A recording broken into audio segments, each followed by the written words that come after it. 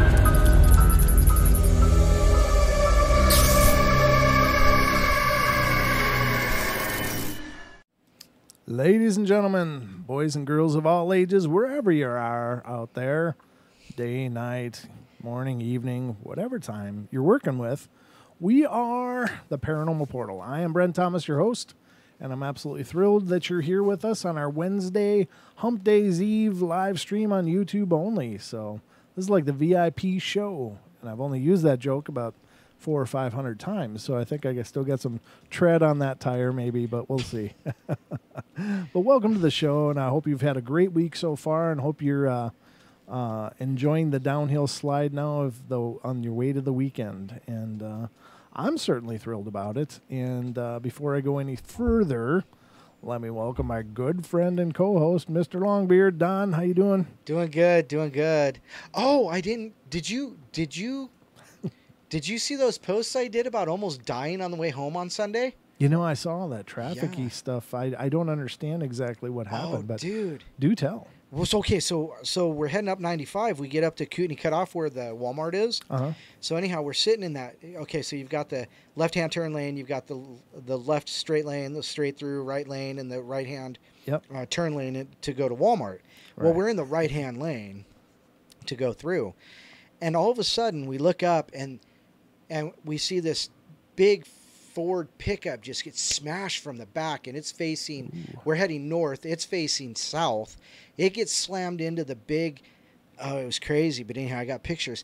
But anyhow, what happened was there was a Breaking Bad type, Heisenberg RV that smashed into the back of it, being chased by cops. Oh, dear God.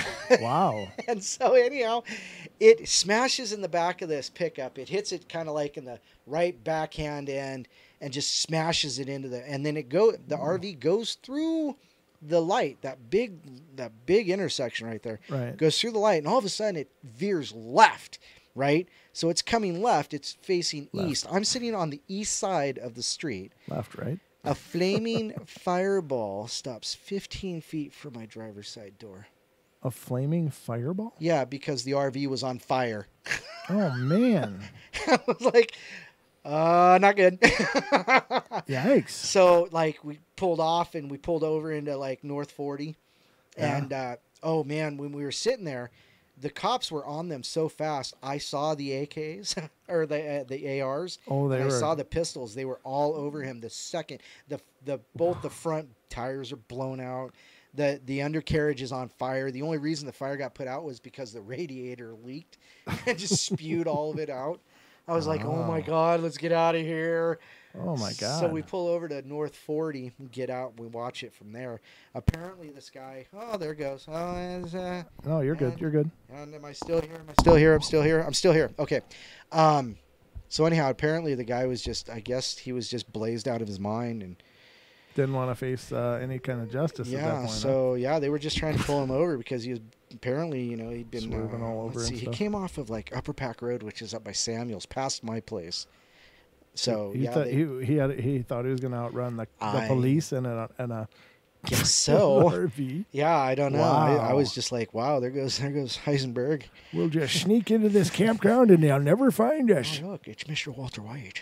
Wow. But yeah, it was just crazy. That was the only thing I could think of was like, mobile meth lab and things were sitting literally 15 feet from my driver's side door. I'm like, if we need to do anything, we need to move, if for nothing else, because there's, firearms pointed in our general direction. Yeah, exactly. I mean, they're coming up behind it. They're coming up behind it, and they've got their pistols and their AK or the AR out. Yeah. And I'm like, we just need to move. We moved. I was like, oh my god, that's a good time to get not in that area. Crazy. Whoa. Well, I'm glad you're okay. Yeah. I can't imagine that logic though. I mean, you're just looking at. I mean, of course, a DUI is not a good thing. Right. And maybe he was a multiple offender. I don't know, with the DUIs and was looking at prison time or something. I don't know. But how are you going to make that better? So, I don't. There's nothing. Yeah. I mean, thankfully enough, the pickup that it hit was a big newer Ford. Oh. And it could take the hit, and there was only one person in there, and she got out and she was walking around. And so, no immediate, damage. I guess she's all right. I would have heard by now. But I guess they handcuffed this guy, tossed him in the car. They took him to jail. He attacked a cop in the jail. Wow. Then he was taking and throwing, soaking his toilet paper in the toilet water and throwing it across. And then they took away his toilet paper. So the reports say that he's been going to the toilet going... What? Yeah, he's sucking the water out of the toilet bowl. Spitting it all over. Clearly a model citizen. Well, enough of that guy. I'm just glad you're okay. Oh, yeah. It was. But I mean, it's just... That's paranormal in itself. Good gosh. It's not I saw normal. I saw something flash paranormal. before my eyes at that moment. So I bet. Yeah. Oh, my gosh. Apparently a fireball. Yeah, so, but everybody's fine. I mean, everybody's fine. Lewis, everybody, the driver... I haven't heard anything, and like I said, the driver's not fine. But. Well, no, the driver of the pickup that Right. we should be worried about. The other guy can just go spit toilet water and help. That's fine. But yeah, it was crazy. I just saw this rolling fireball. Mm. Well, that is paranormal, but not in the sense that we're looking for tonight. But well, Deb says maybe he was okay. possessed. Well, that's true. Possessed by some kind of spirits. He was trying to take out the long beard. Often imitated, never duplicated. There you go. Didn't we already say that today? We were just talking about that, ladies and gentlemen. But welcome to the show, and this is the Paranormal Portal, our forum for all things paranormal, and we are, again, thrilled you're here with us. Unfortunately, the call-in board is not open tonight, so this is a YouTube-only live stream. The call-in number that you see on the screen is for when we're on our network slots on Friday, Saturday night, when we're on TFR Live, iHeart, TuneIn, TalkStream Live, as well as simulcasting. But there is no way to call in tonight. But if you have something that you'd like to participate in with the show, if you'd like to share something that happened to you or some opinion about what we're discussing, please post it in the chat room, and Don will be watching for that, and you can be a part of the show that way. But unfortunately, on these Wednesday nights, we don't have the ability to have call-ins and stuff during the show. So I think somebody's worried about me being suicided. What? You got to read Diana's last comment. Oh, okay. The answer is no, not at least in this kind of a forum. That's hilarious. No, we generally don't talk about that. No, we stay away from the political stuff. We try to. I mean, and it's not because I don't think that there's things worth talking about there. It's just that there's so many people out there doing it so much better than I ever could. And besides, this is paranormal. Yeah. Well, I mean, there's a lot of paranormal in the. Well, there's a lot politics. of conspiracy and okay. Conspiracy and paranormal is what I was going to say, but you got it right. Yeah, you got it right that way too. Absolutely. So, but we are we do deal with the ghosts and spirits and UFOs and cryptozoology anything in between, psychic phenomena, you name it. Speaking of psychic phenomena, this Saturday night on the portal, this will be the 22nd, I will be joined by the lovely Deb Varner, who will be on the show doing free psychic readings on the show. So the call-in number will work on Saturday's show, and Deb will be joining me, and you just simply have to call in. And, again, if you're not familiar with the show, Deb's done several of these shows with us, and there is a playlist on the portal, Paranormal Portal, specifically just for her. Well, largely for her, for sure. Yeah. And you can listen to how she does things, but she's the real deal, ladies and gentlemen. She's not 20 questions psychic that gets to something by the process of elimination or psychological cues. Right. She just says, "What do you want to know about?" And you'll say, "Well, I want a general reading. I want money. I'm concerned about this other person," and then she'll just go. I mean, she doesn't ask you a bunch of questions. It's just her doing her thing. So Saturday night we'll be doing that show, and I'm really excited about it. We're coming up to the Halloween season, so this is definitely our prime time. Well, isn't September 21st or 22nd the what is it? A fall equinox? Is it? Okay. Yeah, that'd be like perfect for having Deb on, right? Well, it is always perfect to have Deb on, but I hear what you're saying. Absolutely. It's kind of a great point of time of having her here and to be a part of the show. So I don't know if you're right. I don't know much. There's two things that I'm really dyslexic about. One is names. The other is dates.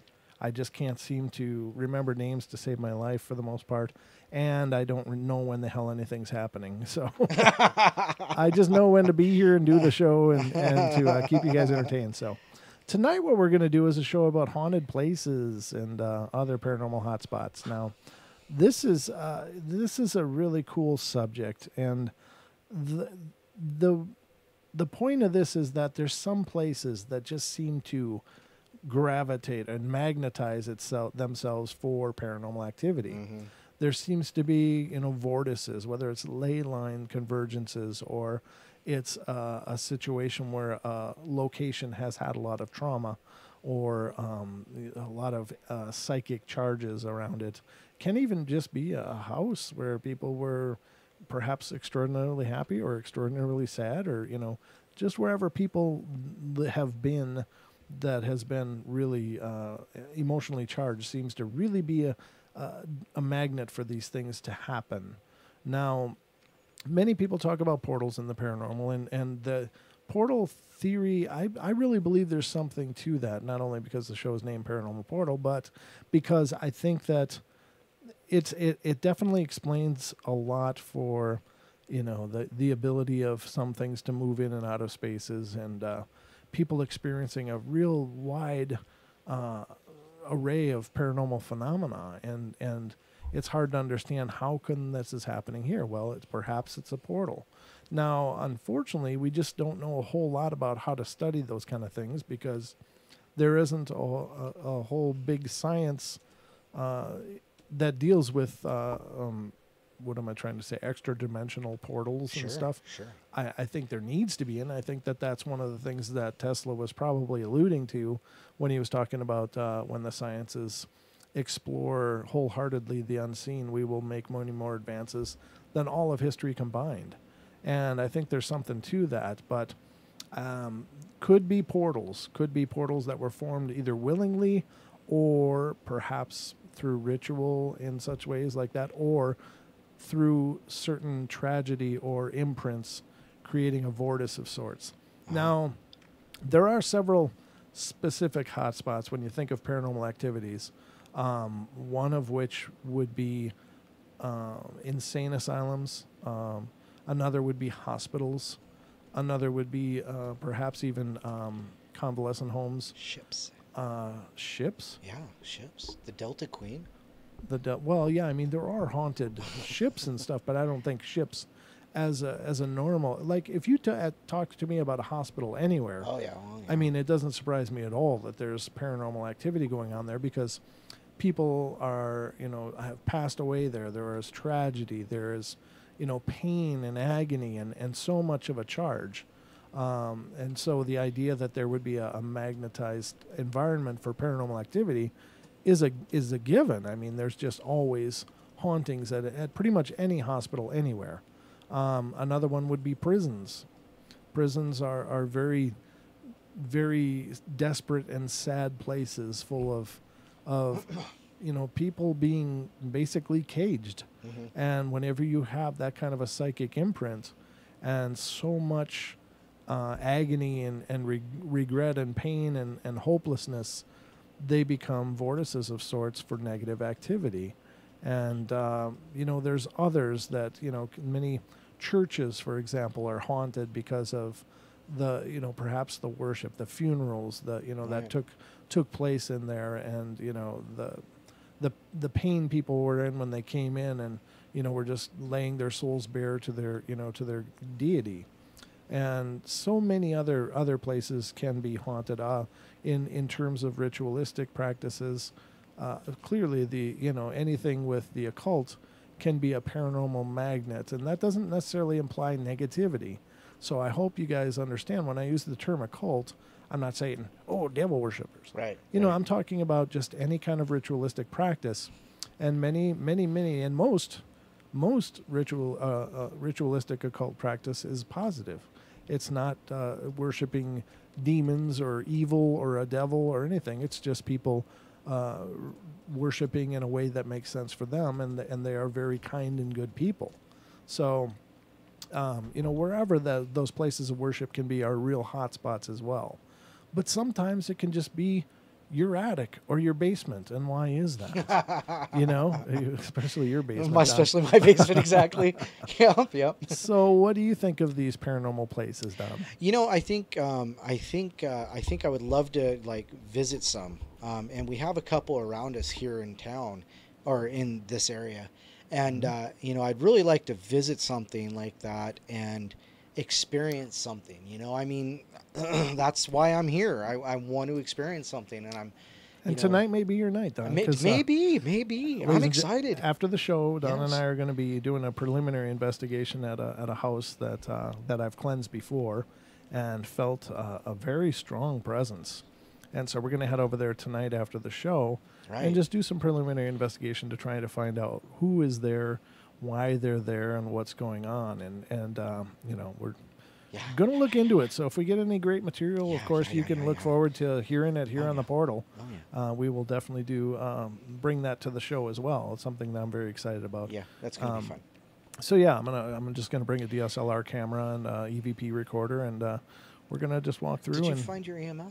I didn't. I know it's here somewhere, but where it is, it's been deported on me. If it could apport really quickly, that'd be great. Yeah, if it could apport within the next couple hours, we'd be in golden. But Pixie's like, do a live stream. No. Well, it's a preliminary. Yeah, we're just doing a preliminary walkthrough. We're going to just bring, there, and if something really jumps off, that is a possibility. I've discussed that with the homeowner as well. Oh, I forgot to bring an extra pair of undies. Underwear? Yeah.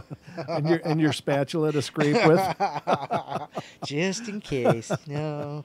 I got the baby wipes, just not the change. Well, take care of that delicate skin so you don't chafe. Absolutely. But we are going to do that after the show, ladies and gentlemen. So again, if we find out anything really cool, you can count on the fact that we will bring it back to you guys and share what we find. Absolutely. But really looking forward to that. So that'll be coming up. But tonight's show is about haunted places. And that's kind of what made me, put together this show for tonight. It's like we're going to be checking out one. So, what is it about these places? Yeah, what is it? In the case of this place that we're going to go to, it has a lot of history. It was, in many old places, many old homes, many old houses were, once many other things in their history.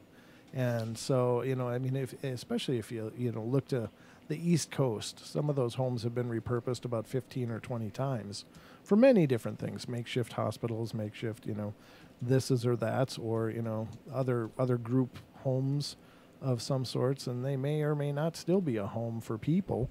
But, over here, the homes probably aren't as old. Yeah, that's true. I don't know. There aren't a lot of 100-year-old logs laying around anymore. They have a tendency to turn back into dust. But we're going to go check that out tonight. But tonight the discussion is about haunted places. So whatever you guys think about this, and I would like to, again, say a special thank you to Sean, who is always here in the chat room as Ian's Magic Oak. And his, is he here? I didn't see I don't Sean. know if he's in here or not, but I just want to say thank you to him. He's been really helping out a lot of people lately, and it's been really wonderful. And Deb has been as well. So thank you to you both. The portal does what we can to help people that need the help. And I encourage anybody, if you're going through a paranormal situation of your own and you need some kind of guidance or assistance, email us at paranormalportalradio@gmail.com. And I will do everything I can to help you or get you in touch with people that can help you. Right. And if you're a person that wants to help, let me know as well, because I'm trying to establish a network of people that can help across the country and in other places as well. So definitely reach out if you have the ability to assist, and I will definitely take you up on that. Definitely, because we can definitely put it on our yellow pages, shall we say? Right. You know, Exactly. put it in our back pocket for the just in case kind of thing. And it's amazing how many times I need to take, to utilize these resources, because it's amazing how many times people reach out. What is going on over there? I'm just editing something. We're okay. I'm done. Okay, cool. All right. Editing. All right. So that's what the show is going to be tonight. So let's get into this and see what you guys think about these haunted places. But if you have a haunted place of your own you'd like to let us know about, you can email us about that as well. I do love sharing listener stories on the show.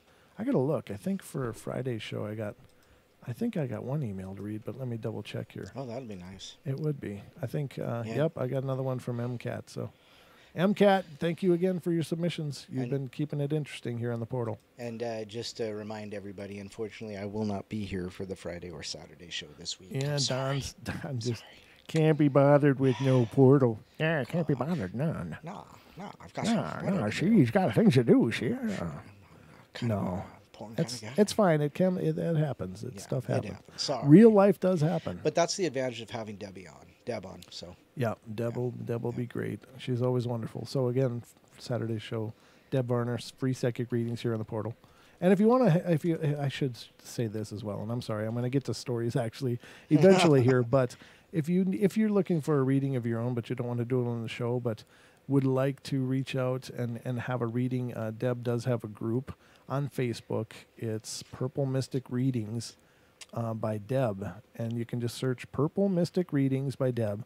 And I'm here to tell you that she is phenomenal. First of all, she's the nicest, most loving and kind person you ever want to meet. But second of all, she's not charging an arm and a leg for this. She is the most reasonable reader out there. That is definitely a real psychic. I know a lot of people do readings out there, but I can't speak to their ability at all. But Deb's, I know, is the real deal, and she does 20-minute readings for $15. So, and you can PayPal her and schedule it with her, and she'd be happy to help you out. But if you want to take part in the show, that'll be Saturday night here on the portal, again 7 p.m. Pacific Standard Time. So, getting into the stories. Now, let's see. Where was it? There was one here I definitely wanted to... here we go. Now, this is an interesting one because it's talking about a new home, which I find very interesting. And it says, I was living in Grenada. This is from the state of Mississippi, but in 2015, and I was living with my family. So we decided to shift to a new house. My father searched for a home for a long time, but never found one. Oh, but he found one later on in a nearby neighborhood. We decided to move ASAP. We loaded all of our stuff and moved there, and my mom started to feel the presence of weird things since she entered the house, and now as we unpacked all of our stuff.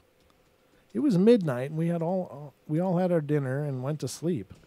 And I decided to stay awake and watch TV, and just after about 1 a.m., I felt something just hit me on the back of the head.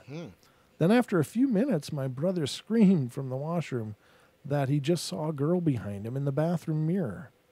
I rushed to check but found nothing there. And after that, I was able to continuously hear strange noises of a woman screaming from the TV lounge and a girl screaming from the bathroom. I rushed to my parents, and all the family members were able to hear all of the noises. Just after 14 hours, yes, just 14 hours, we moved back to our old place. When me and my father went back to get all of our stuff, the neighbors told us there was a family of a father, mother, and daughter in which the father, oh dear God, poisoned his daughter in the washroom with washroom detergents, and he escaped. The mother, finding this, killed herself in the TV lounge because she was just devastated. And we were lucky enough that none of the spirits followed us back to our old place. Wow, can you imagine that? And ladies and gentlemen, that's obviously a horrible tragedy. And I don't know, I can't imagine, first of all, those kind of acts are just, they are so unbelievably horrible that it's hard to imagine. Yeah. But it's a good thing I can't imagine it, I guess, because if it does make sense, then you might have your own problems. You might need to look into that. But that, of course, would be an incredibly profound psychic charge. Yeah. And to create a haunting, to create a haunted space. Well, with all the, okay, so if somebody's been paying attention, they know I'm a law enforcement student, specifically corrections, that kind of thing, as well. But I've never lost my interest in looking into these stories. And, stories like that go all the way back to recent, let's say modern history. John List in the 1950s killed his family. Dennis Rader, the BTK, killed not his family but other families, in their houses. And it's incredible, and you said, if you don't think of things like that, but people like Thomas Harris, as I've brought up before, in the Hannibal books, the Sure. Silence of the Lambs, he puts the lotion on his skin, or else it goes to the basement again. Right. But people do think of those things, and people do those things, and it's absolutely horrible. And Diana said something in the chat. She says there wasn't even a honeymoon period. Yeah, that was just right now. Boom. That must have been a real recent charge. Something that just pops right up like that. It's the only thing I could think of, but... Oh, man, how horrible would that crazy. be to just move in, just unpack, and then it's just like, boom. It's the game over. It's like, no. I tell you what, though, there's going to be some... On that, there's going to be some serious questions for the real estate agent that neglected to tell you certain things, or the landlord, whoever it was that signed them up. Yeah, true enough. That's because selling a house like that without full disclosure is illegal. So, in some states, I don't think all states have to have that kind of disclosure. I'm not sure. I think it's a federal. Maybe that could be, but. Yeah, I guess probably. But It sounded like they must, I don't know. Maybe they didn't own, maybe they just rented. Oh, it may be. Yeah, then in that case, there's no benefit to telling them, the last people here. Hey, yeah, we really missed the last we really missed that rent from those last couple. Yeah, no doubt. Yeah. So anyway, but very, very good point. And those are definitely a way to create a haunted space. And I realize that sounds utterly stupid, but it's true. Yeah. Now the oddity, though, is that not every experience like that creates those kind of spaces. Right. So what is it about some of them that do and then others don't? I mean, is there some magical factor that creates a haunted space? Is it because is it just a matter of what souls decide to linger in this pain, or is there, can they choose? Like, I'm really bummed. I'm not ready for all that good stuff because I'm in so much pain. Right. Do they choose to linger because of that? Do they have a choice, or are they given a choice, or is the choice made for them? Like, no, you're not ready. Right. It's really sorry this happened, but you got to work through this before you come up here. Wow. Yeah. And I don't know. That's. I just think there's a lot of factors involved, and one of them, of course, is a terrible event. that is a quick way to create the possibility. But Definitely that. what is that magic bullet that creates it? Magic bullet. You know what I mean? It's a bad term, but yeah, I understand. Right? Yeah, exactly. So What is the magical combination? but the curious is is it like I told you, I've told the story on the show before about my ex-wife and I back Right. when we weren't The new home. yeah, it was actually before we were married that we moved in there. It was brand new. It was my uncle had, he basically had a business and did a lot of business with a contractor, and the contractor couldn't pay him, but he did put up a house, and he just gave my uncle the house. Oh. And so that's where we rented. He just built this brand new house, and he was looking to rent it, so we went and rented there. And I mean, it was just land before. It was like an empty lot. Right. So there wasn't any kind of history of tragedy in this land. Well, none that was known. Well, the other part of it is though is that area was very for hundreds and hundreds of years was a Sioux land. Oh, it was Native American land. Yeah. And so it's very possible that it was sacred or perhaps was cursed or whatever. I mean, the Native Americans are really in tune with the land. First Nations tribes are they? I mean, there's places they don't go. Right. They know not to go. Either it's too sacred and there has to be special reason to go there, Right. or they just know it's funky there and they won't do it. So what is it about those areas? And perhaps that's where the natural portals are. Those where the natural vortexes are that are pathways for these spiritual beings. Right. It's hard to know, but it's very interesting. I don't know. I think it's pretty cool. Well, and that's part of what we're here for is, to pose those questions, to ponder those questions. Well, yeah, it's the discussion because, I mean, all of these things, again, are they're just little pieces of this big puzzle of the paranormal. And one of the things that I always wanted for the show was to be, a place for us to discuss ideas, to discuss these things. And that's where you guys, the listeners, are really invaluable is because you bring your ideas to the table, and it enhances my understanding by a long shot. Right. I don't know it all. I wish I did, but I don't. There's lots of questions, and there's lots of things I really want to understand about this phenomena, all of these phenomena. Mm-hmm. So, very interesting nonetheless. All right, so the next one is it's another brand new place. So, but maybe it's just new to them. It says, my father was in the Navy until I was 18, and spooky things happened in many of the places my family has lived. But our home in Illinois was the worst.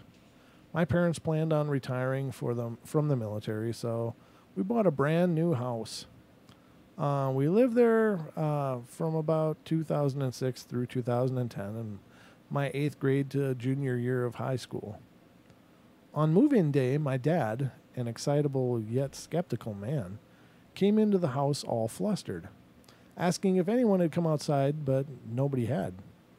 He swears that while he was moving boxes in the trailer with his back to the ramp, he heard distinct footsteps walking up the ramp that made the whole trailer shake. He assumed it was one of us, and when he turned around to ask for us to help, it immediately stopped and no one was there. Quite a few strange, menacing things happened in that house. I can't remember the exact order, because so many things happened. So I'll list what I can remember that happened. My parents' bedroom was on the main floor. My older sister's, mine, my younger brother's bedrooms were upstairs, and we had a finished basement with a few rooms.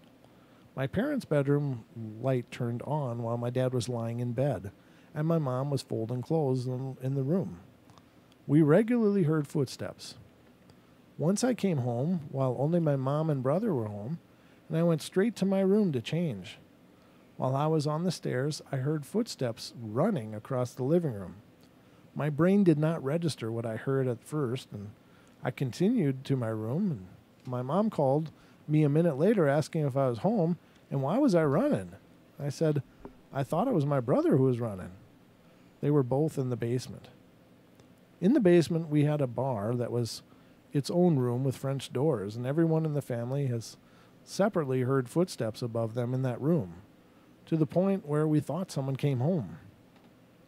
Once my dad and I were watching television in the bar, and the volume control came on and went all the way down, then back up, but the remote was on the counter between us.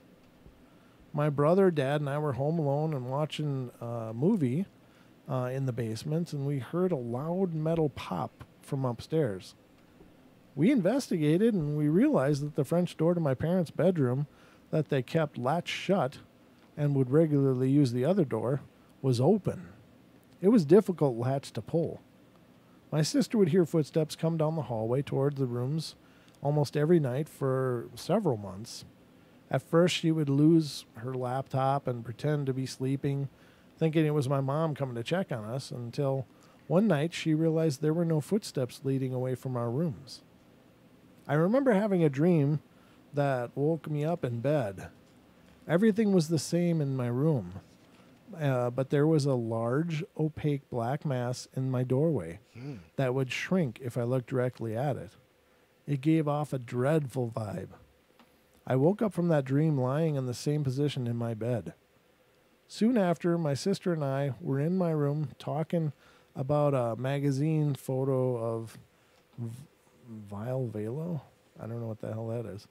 That was tacked near my bed. I jokingly said he was protecting me.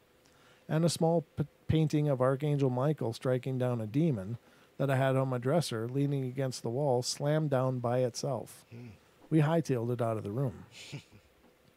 My sister and I would switch rooms periodically. She swears that she saw a face in the doorway one night. Well, that's creepy. That's all kinds of creepy. It's like, really? There's just a face there? I mean, what? I imagine if it's a dark presence that they do that on purpose, just to be like, just to scare the crap watch out this. You know? Yeah, you know? Creepy. I'll scare her senseless. Yeah.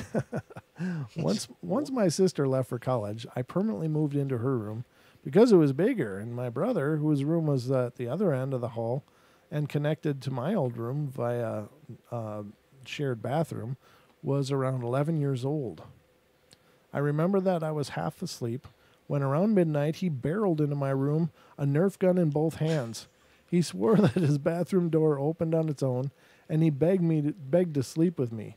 Once he was under my covers, it took a while for me to go back to sleep. Maybe about a half an hour, when I heard footsteps downstairs.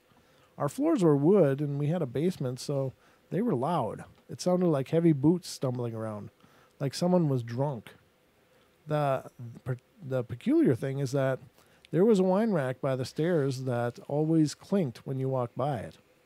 It didn't make any noise, but it did not make any noise. I woke up my brother and we sat terrified and holding each other as we listened to something stumbling around. We whispered about waking up my parents when it started to go up the stairs. Ooh. It was very slow, only 4 steps before I grabbed my cell phone and called the house to wake up my parents. My dad flew out of the bed and came into my room holding a baseball bat. There was nothing there. No sign of a break-in.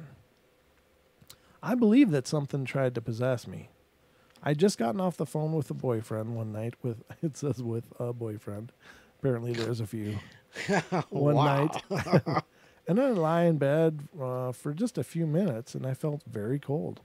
I could feel my body tighten up. My eyes were half closed, and I could feel my face become hot and my limbs go numb.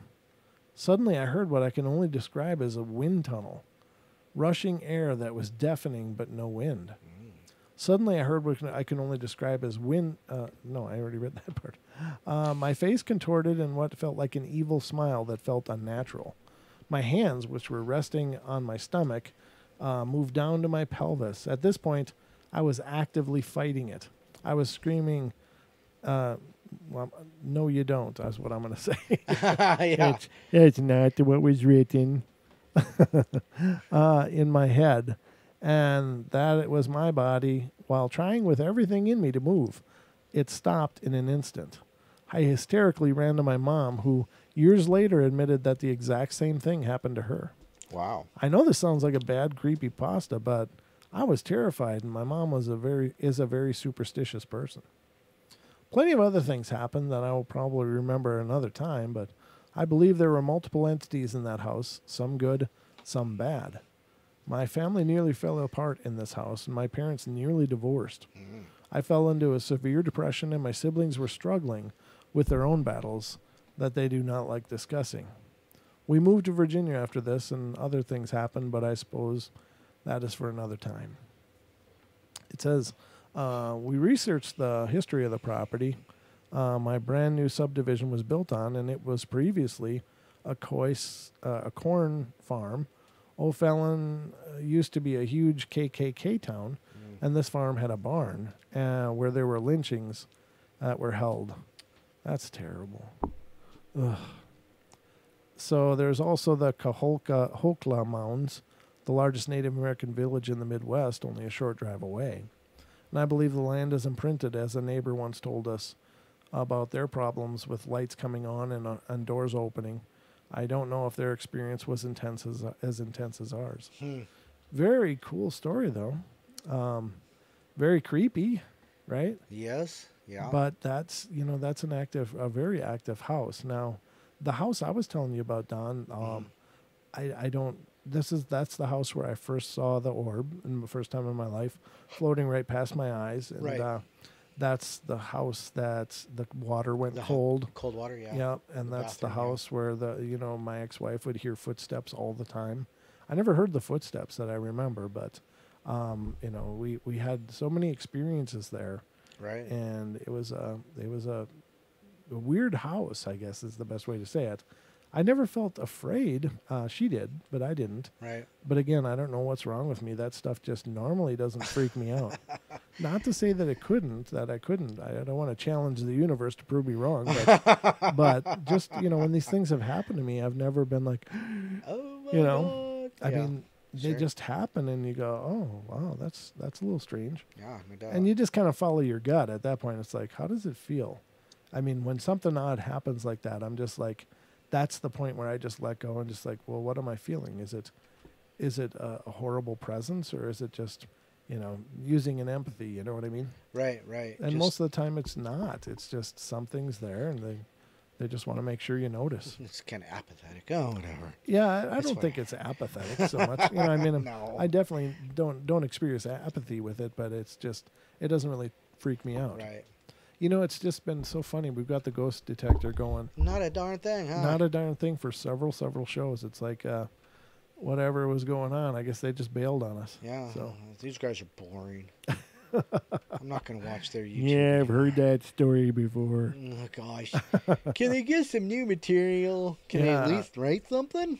Yeah, well, I do add my own material from time to time, but I never wanted the show to be about me. No.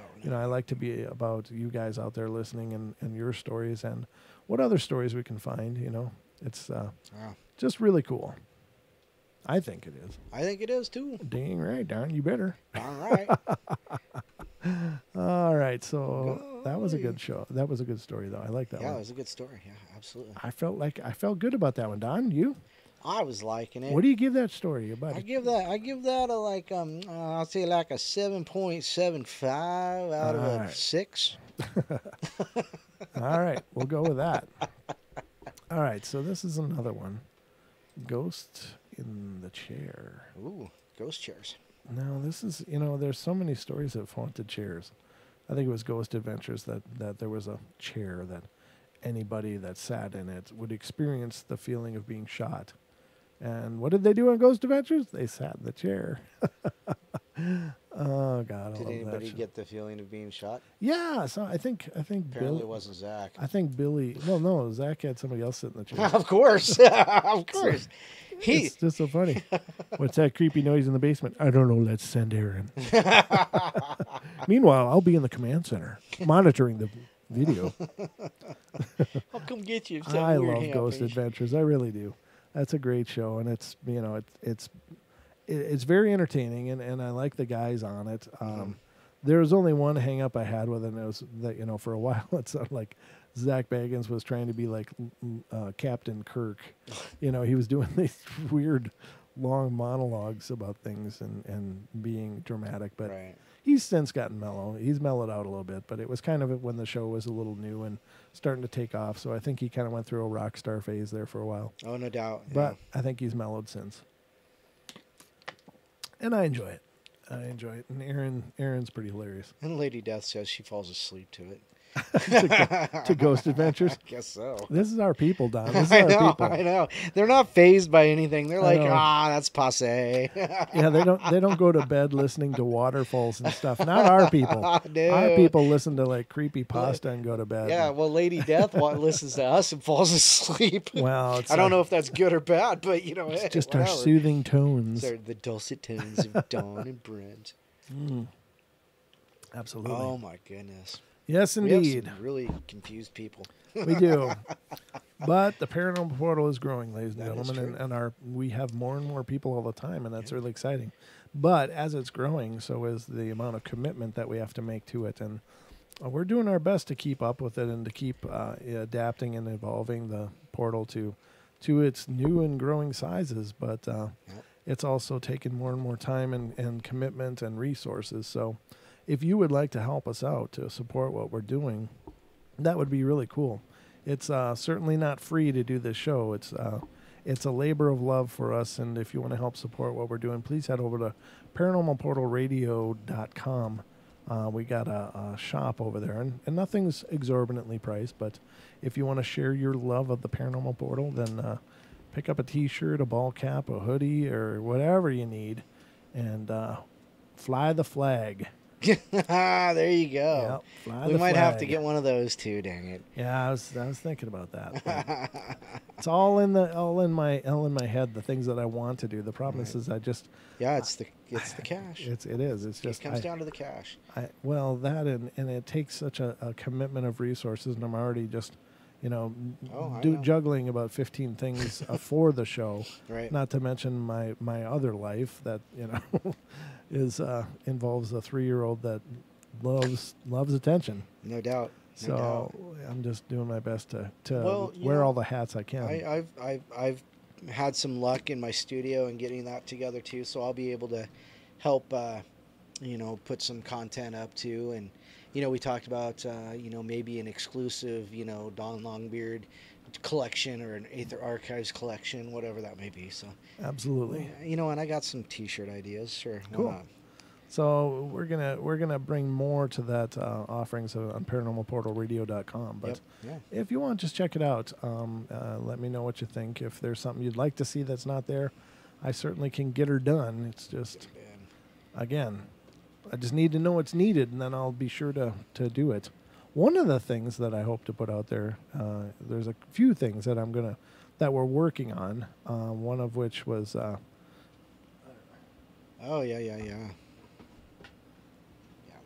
This is my prototype for my my prototype for a Bigfoot trap.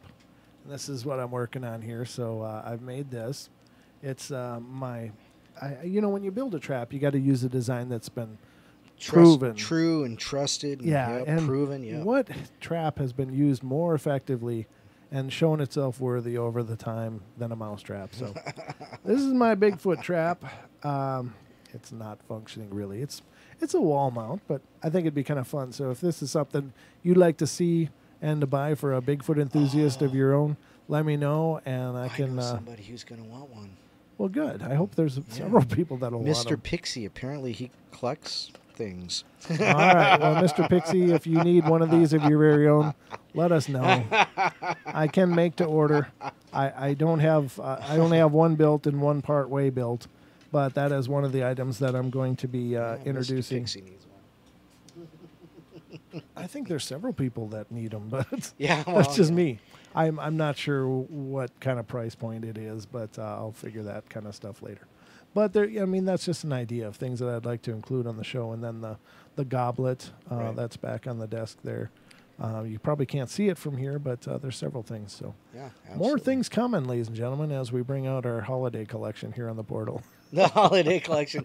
Get it before limited quantities. Get it before That's they're right. gone. Christmas is coming. Get your very own handcrafted Ouija board. The only thing you're getting. Actually, that is a. Oh well, that yeah, is yeah. You got the Ouija board. The Yep. handmade spirit board is here as well. Yep. And that is available if you're interested in that. I've showcased it on the show before, but definitely let me know. I'm still holding on to it, so if you have an offer that you think is fair for it, let me know, and I'll ask the owner if it, because he made it from hand. It's beautiful. It is nice. It is So, nice. I didn't mean for this to become an infomercial. I do apologize. I was just going to mention the store quick, but then I was like, oh, and I should talk about this. I'm looking forward to doing this. But if there's items you'd like to see made available, let us know. Yeah, I think we definitely need to get a beanie in there, though. Yeah, well, again, Yep. it's on the to-do list somewhere, but everything requires resources, so help us out, ladies and gentlemen. We love you. All right, so the next one is Ghost in the Chair, as I was talking about before. There was a time when I was growing up back in Indiana that we were remodeling part of the old house. We'd peeled the wallpaper off the walls and the stairway that went up to my bedroom, had just put on a fresh layer of spackling compound to level off and even out the old plaster in preparation for gluing cork and mirror tiles on the walls. The next day, he says in parentheses, yes, it was the 70s. Awesome. In the middle of the night, I got up to go downstairs to pee. It does say pee. That's not me editorializing. Nice to remember, even that as a kid, I had to do that once in a while. There was a rocking chair in my room that the family cat, Rascal, liked to sleep in at night. With my glasses off, everything was blurry, and there was just the moonlight and the street light through the windows on the opposite ends of the room. One window was at the top of the stairs, and I thought I was seeing Rascal's fuzzy white shape in that old wooden rocker, so I leaned down to pet him on my way to the steps. Jeez. But as I reached down, my hand passed through the fuzzy, furry white blob I thought was my cat on the as my fingertips touched the rough metal or material of the cushion he would have been sleeping on. There was a sudden cold, tingling feeling like an electrical charge, except it was really, really cold. It chilled my hand to above the wrist, and almost immediately. This is going to sound weird, but its outermost edges gathered blue as I looked at it. My mind was still in shock from my hand passing through my cat, and I know it doesn't make sense now, but it felt like it was drawing blue out of the room, and the tingling intensified till my elbow hurt. Then, whatever it was took off through the back of the chair, moving fast, like I startled it. It shot across the room over to the staircase, an elliptical blob of bluish-white light that never touched the floor but rolled in the air, slightly churning as it moved. Stupid as it might sound, I chased after it. I like this guy already. It shot over the stairwell, then down, keeping itself above the steps and sort of leaning into the wall until it finally passed through the wall and out of the house somewhere just shy of the other side of the landing. It was still at the top. I was still at the top of the stairs and looked out the window and down, trying to see if I could find it moving out of the house. I caught sight of it briefly, just a glimpse as it darted above the hedges and tomato plants at the side yard, then suddenly shot upwards out of sight. As it moved, it seemed to peel backwards, like it was turning itself inside out just before it disappeared. When I stopped seeing it, it was about 10 feet above my head, and then almost halfway across the neighbor's backyard. That thing moved fast and weird. I kept watching the sky for a while to see if there was anything else out there, but till I really had to go to the bathroom, so I went down the stairs and over to the bathroom to relieve myself. Then went back to bed. It was awful late in the night, and I didn't figure anyone would want to be woken to hear about something that was already over, so I went back to bed. When I woke up the next day and walked down the stairs, the spackling compound was dried and would have been ready to setting the tile, except now it was all scratched up. But it wasn't like claw marks like you would have expected to follow a straight path or make curving arcs, lifting the compound, lifting the compound. It was really, if it really was the stupid cat, and I just imagined everything else in the moonlight, No, these marks were more like a series of badly drawn lightning bolts. It looked like they'd been squiggled into the compound. They were all jaggedy and short, almost methodical bursts, like someone was writing something but forgot how to use the alphabet. But the really weird part goes like this.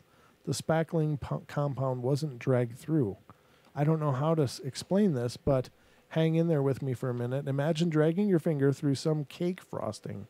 That's pretty much the consistency of spackling compound. To make the letter Z like Zorro would, notice how the frosting is displaced outwards by the movement of your finger.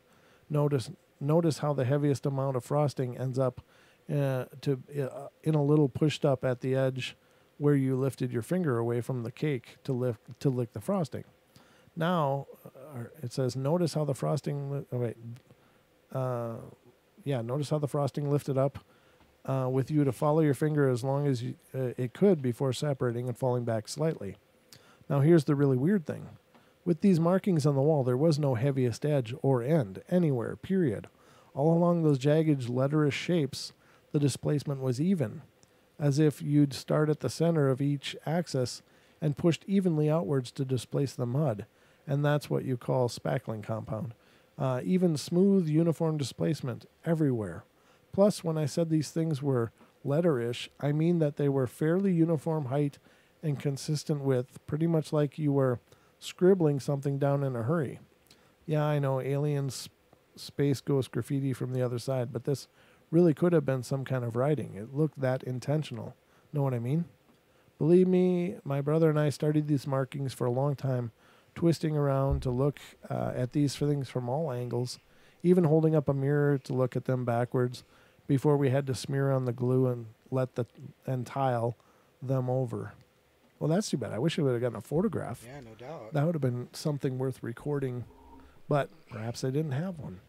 After all, it was the 70s. And they were more interested in their cork and mirrors. Cork and mirrors. Oh, God. Wow. What the hell was wrong with people in the 70s? Acid. Maybe. Yeah, maybe it was all hippie stuff. But too much coke. Cork and mirrors, ladies and Cork gentlemen. and mirrors. I don't know. For those of you that love some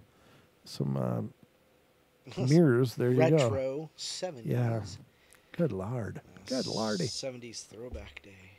Yeah, completely. Very strange. Complete with a mustache. So, again, that one's not, I'm not going to read that one. Just looking at things to read. This is, all right. Sorry, I'm just going through them. This one's called Sounds in the Attic. And I don't know what it is about attics, but attics seem to be amazingly active areas in many homes. And I know that, I've been up in several attics. In fact, when I was smudging that house that we're going to be going to, I was up in the attic of this one, and it was really hot that day. So, I was plenty sweaty, but, I spent some time up there just sitting there and feeling, and you could feel like, I don't know, someone was way down on the other end, kind of just checking me out. I don't know how to explain it, but you know the feeling when you're being watched, or you feel like you're being watched, right? Yeah. I think that everybody knows that feeling, and I think that the reason we know that feeling is because somewhere in our genetic history, we needed to know when we were being hunted. Yeah.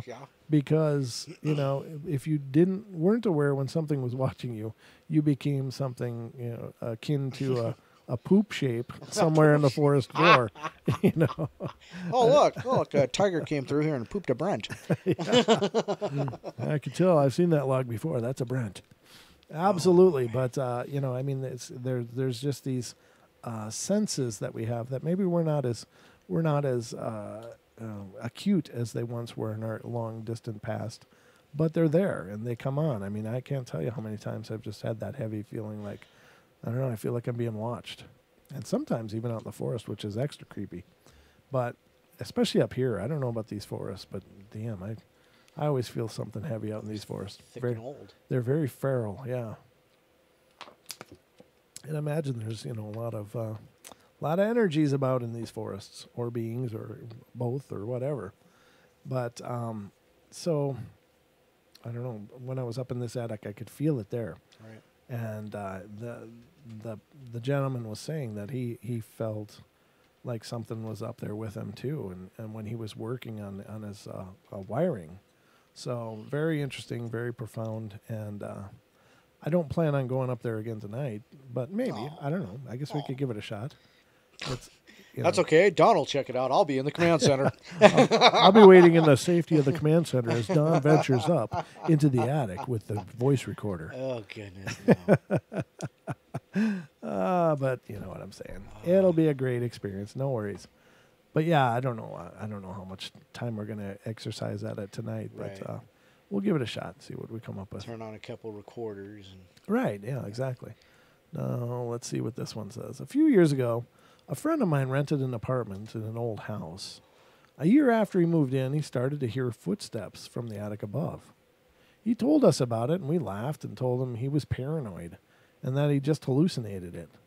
So one Friday night, while we were all watching movies over at his place, we heard the noises too. It was definitely footsteps we heard, like someone was walking slowly back and forth. We could even hear the footsteps moving around the attic, so we paused the movie and listened closely. The noises stopped, and we saw the rest of the movie. Afterwards, we sat and discussed what the noises could have been, and just as we were talking about it, the footsteps reappeared. We freaked out but decided that we should check it out. Armed with frying pans and knives from the kitchen, walked towards the attic. The stairs up to the attic was in the hallway because all of the tenants in the buildings had access to it. The door to the stairs had a heavy padlock plus a regular lock in the door, and we unlocked the door and sneaked upstairs and turned on the light, and there was no one there. The attic was empty except for an old sofa and some mattresses, so there really was no place to hide. Scared as hell, we turned off the light and locked the place. On later occasions, we heard the noises, but we never really did anything about it. We just accepted it for what it was and thought it was cool to have our own ghost pal. And that's a cool way to look at it, you know. It wasn't harming anybody, wasn't doing anything, just there walking around. And, you know, I think that they do the footsteppy thing just to be noticed. I'm sure that it's a very intentional thing. You know, I can't say that completely. I want to know where the mouse comes from to make that noise. I don't know. You know, I don't know. It's like that video, you know, that we have, you know, with the guy walking down the hallway and then he gets pushed over by a shadow and then dragged down the hallway. I'm like, where does the mask come from to do these, to create these actions? Right. So, you know, it is different, and I don't know. I don't know what the answer is, but I don't know how it's manifest, what the mechanics of it are. But I'm sure it doesn't have as much to do with mass as it has to do with energy. But you know, there are several stories of people interacting with these spiritual energies, whatever they actually are. I don't know, but they will strike them and feel like they hit something. Well, kinetic energy, you know, that okay, that could be an argument, I suppose. So I mean, they are hitting something. They Right. claim.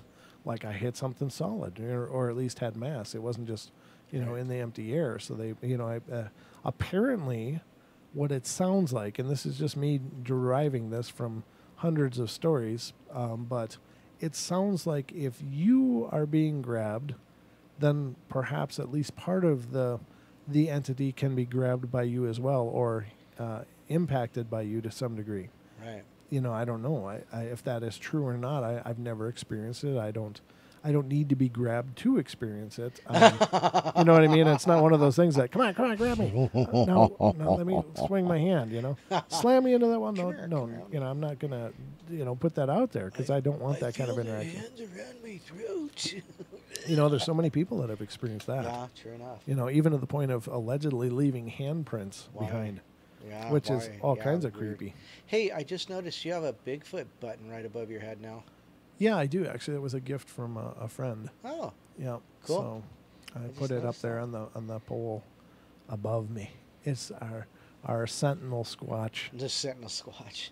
It's watching your back. It's keeping tabs on us here, Don. Yeah, no doubt. So very cool. Yeah, you know, I mean, but you know, regarding, you know, things in the attic though, I mean, they didn't mention if there was like any soffits that have like large, you know, No, vents, because sometimes they'll just have that grate over it. It'll be a hole, that kind of thing. And sure. somebody, crawl up there, at night and just for a warm place to sleep.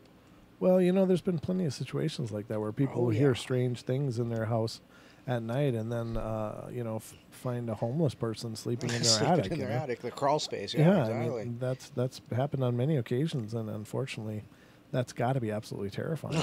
Yeah. But at least it was just somebody sleeping, and it doesn't get worse than that. Right. It's creepy if somebody's living in your space without you knowing about it, but Yeah. If that's the worst that it gets, that they were there and you didn't know about it until the end, well, that could have been a lot worse. That's so true. At least that's they true. weren't all deranged as well. So. Well, at least not violent, not with violent tendencies. Yeah, exactly. It's just creepies. Right. So this next one, we talked about the attic, and there's more stories about attics, but I do want to touch on the natural counterpart to that, which is sounds from the basement. Now, I do have to say that I think sounds of the basement, like things in the basement, to me, would imply a more elemental kind of entity.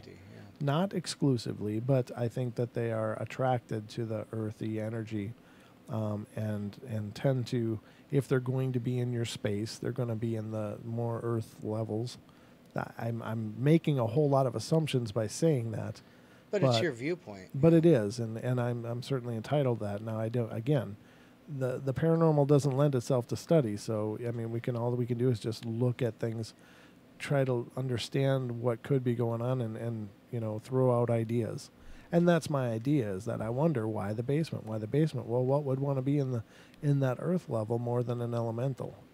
And I do believe there are elemental spirits, and so to me that tends to make sense. I think that when you look at legends and lore of so many beings and creatures that come from the earth, I mean, there's an energy to the earth that is home. There's beliefs in the whole inner earth, as we've discussed on the show several times, that there's actual world underneath our feet. So. But could there be something in between, No, I heard something. Did you hear that? Well, I just yawned. No, it wasn't your yawn. It was like almost a I thought it might almost have a heard musical thing, but nothing happened on the paranormal detector, so it was just like almost like a distant voice, to be honest with you. I think you scared them all away by turning on that. I know, right? There. Yeah. Ever since that one night, it was hilarious and really participating. No, I'm not refunding that $5. Yeah, refund. I don't know. It's Tractor. It hasn't done anything really since that night. So I guess we've apparently become uninteresting to whatever was hanging out with us. But they just looked at and went, "Oh, they've got new tools. Ask her." Right? Or they're just busy. Yeah, they're just too busy. Yeah, so time will tell. They're travelers. They just kind of pass through. So that's my idea about basements, ladies and gentlemen. And again, I don't know. It's just my opinion. But this one is I don't even know how to read that. What? No, I mean, it's not bad. It's just really weird language. Not like it's just a weirdly written sentence. So let me go back. I don't know. I'm not sure what to do with that one. It's just not that it's bad, or it's just had an awkward cadence. Yeah. So I don't know if I can read it and do it any kind of justice. Oh no, this one sounds kind of cool. All right, let me get to this. Oh, that's in the San Juans. Is it? Okay. Yeah, that's what it sounded like, so I thought it'd be kind of interesting. Yeah, it's from Washington State, so yeah. Yeah. Sorry, I just got to wet my whistle.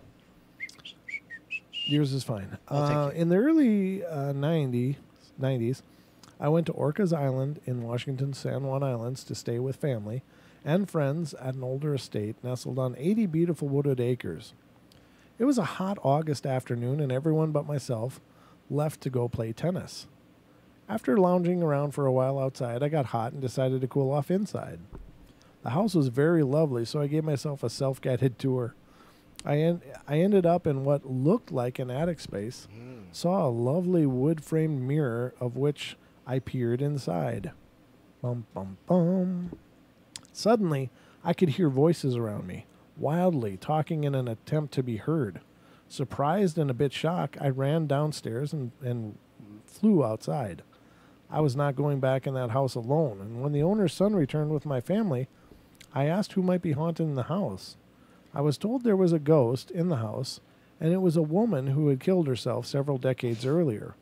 She had stuffed her car's tailpipe with a rag and ran the engine in the garage until she died of carbon dioxide poisoning. I think that's monoxide, isn't it? It's not carbon. Is it dioxide or no, monoxide? it's carbon monoxide. Yeah, I thought so too. Yeah. She left this world but didn't leave the manor. Huh. Now, that's a funny thing is, and I have to reference Ian's Magic Oak YouTube site because they have a video on there about haunted mirrors. Oh. And I would recommend anybody interested in learning more have a listen to that because I found it very interesting and quite a few insights that I hadn't heard before. So now is that on? You said on on Sean's Magic Oak. Yeah. Okay. Yep.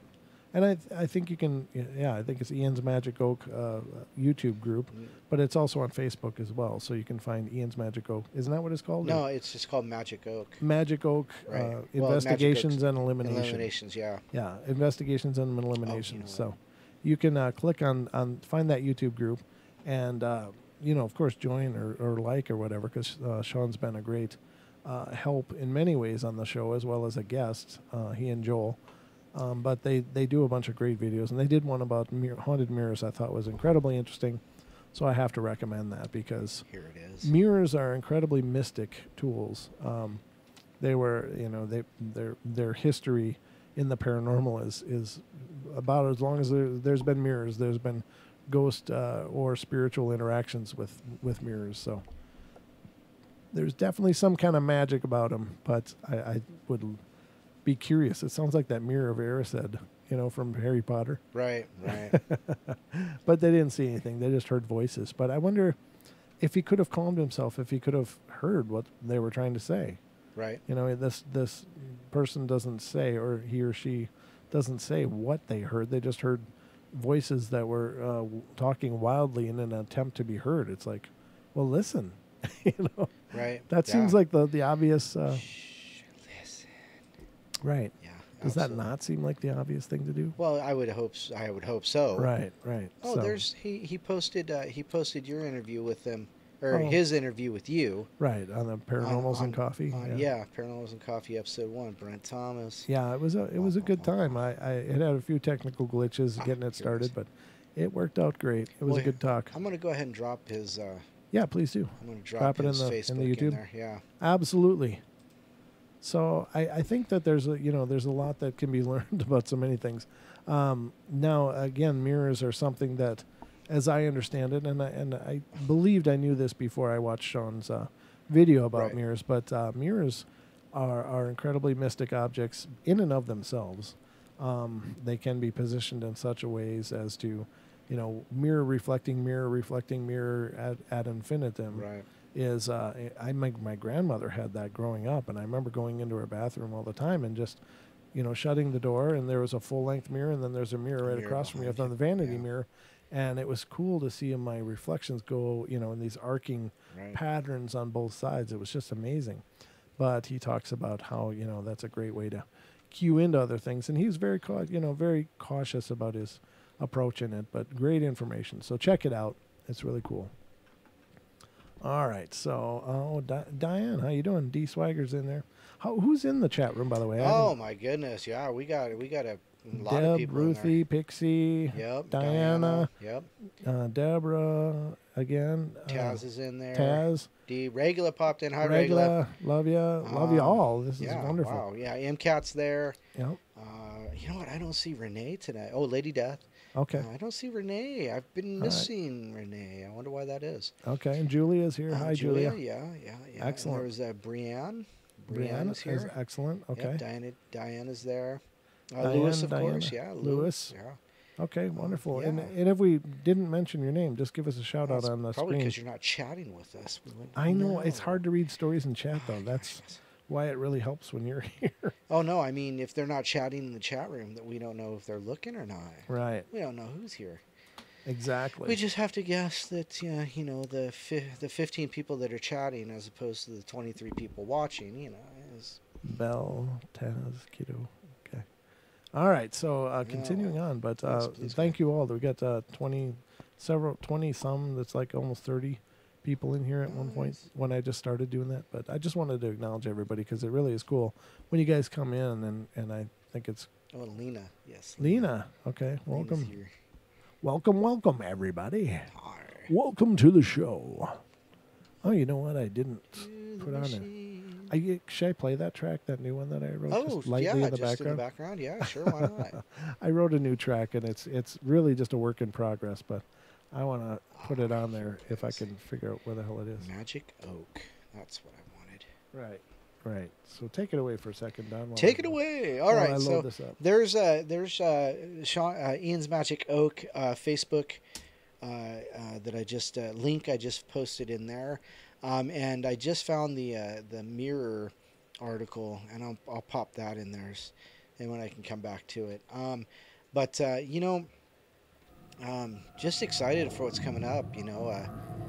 With the store and the stories and all that kind of stuff. But you know what? Let's do this. Where is this? This is New South Wales, Australia, the Monte Cristo homestead. Ken, your area. Oh, Ken's in here too, by the way. Oh, Ken. So this is from the land down under. The Monte Cristo homestead, meaning Mount of Christ.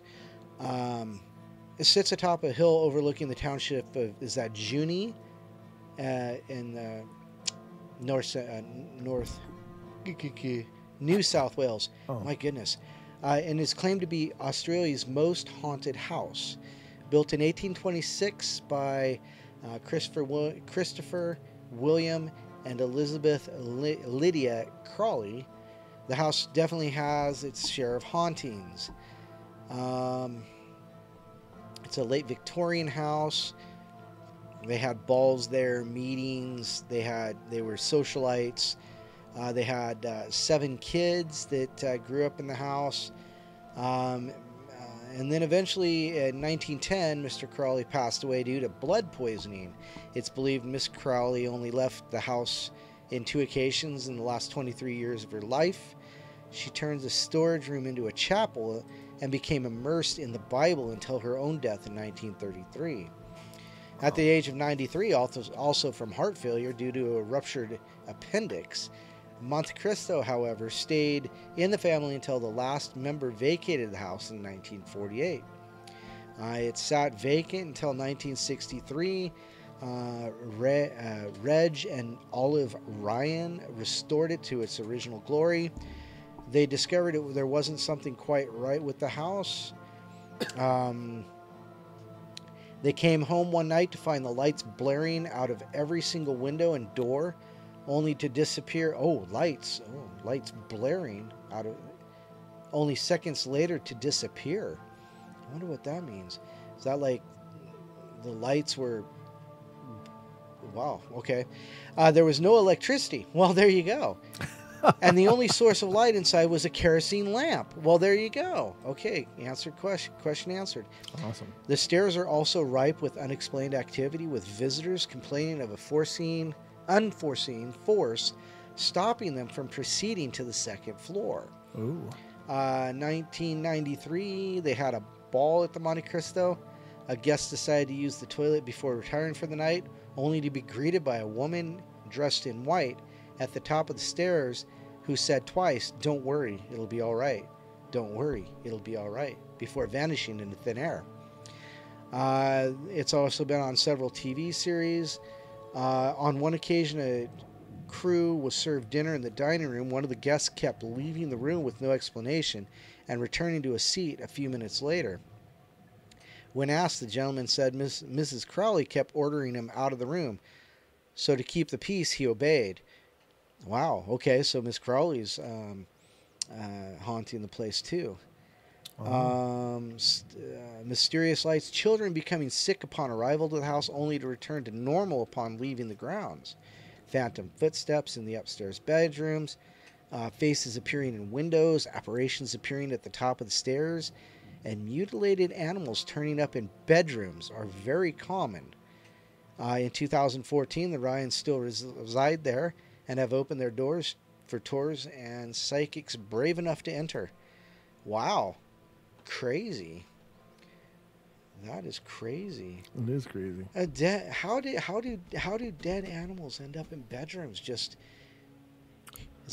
what do you mean, like a dead cat? No, like it says dead animals show up in bedrooms. Oh. I was like, is it at a port? You know, here we found this. It's like, is it like a cat bringing a bad hunter food? You know, how does it just appear? But crazy. Oh, that is crazy. Mutilated animals turning up in bedrooms, very common. That's crazy. That's kind of scary. Right. So interesting. I don't know how common that could be, but maybe in that place it was. And what that means, I don't know.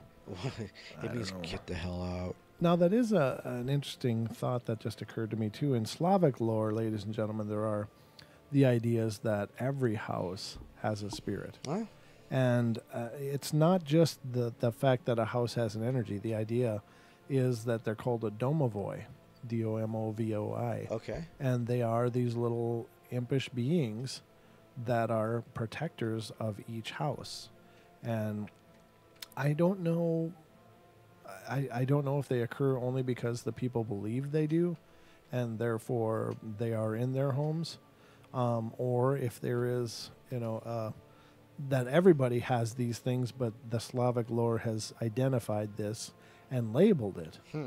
But there are many people that have encountered these domovoi spirits in these houses and have had, interactions with them, and not necessarily in the verbal sense, but that they are very protective of their home spaces and can go after people that they don't feel should be there. And they are very loyal to the family that lives there. Oh. So it's almost like a house elf kind of idea. I was thinking Dobie or Creature. Yeah, right? Yeah, exactly. So it's the same kind of phenomena in essence. And maybe that's where the whole house elf thing came from with J.K. Rowling. Maybe perhaps she has... research that phenomena or that legend, Well, it is a phenomenon that people have actually encountered and experienced these, small impish creatures. Wonder, they say brownies. Sometimes think of brownies as like, well, I guess the best person to tell you that would be Robin Moonshadow. But brownies, living in your homes, like, upright, large upright, mice, Oh, right. Yeah, they're about the size of mice. Yeah, and they little fairy-like creatures. Yeah, and if you make them mad, they turn into buggerts, and you've got to feed them honey. Oh, really? To assuage them. Yeah. So otherwise, they steal your keys them. And assuage them. They steal your keys. They'll steal your. They're like kleptomaniacs. They're just shiny. So they'll deport the hell out of your stuff. Well, it's not. It's like not, they're taking it. Yeah, well, they're taking it. Yeah, they're not so much deporting or porting. Well, it means it's taken. They're just it's gone. Yeah. So, but kind of like in the Spiderwick Chronicles. Oh, if you remember that. Yeah, I got that video somewhere around here. Yeah, I love still have it. It's on that 3 terabyte somewhere in there, labeled under movies. And that's where they mention the Hagstone in there too. Oh, they do. Yeah, because that's how they're seeing the magical eyepiece. Yeah, ladies and gentlemen, if you ever heard of the idea, and there's a belief in these stones. You'll find them along lake shores and stuff or rocky areas, and they are essentially these stones that have holes in them that are naturally formed, but they are called hagstones.